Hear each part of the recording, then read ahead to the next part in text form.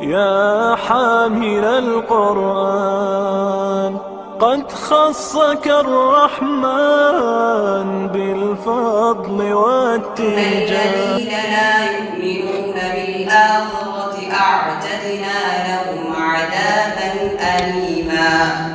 ويدعو الإنسان بالشر دعاءه بالخير، وكان الإنسان عجولا.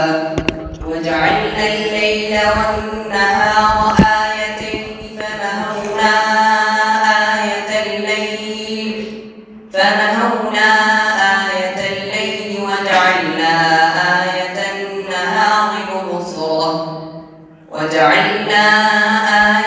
النهار مبصرة لتبتغوا فضلا من ربكم ولتعلموا عدد السنين والحساب، وكل شيء فصلناه تفصيلا.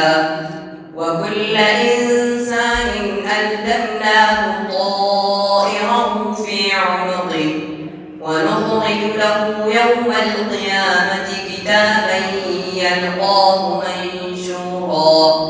اقرأ كتابك كفى بنفسك اليوم عليك حسيبا. من اهتدى فإنما يهتدي لنفسه، ومن ضل فإنما يضل عليها ولا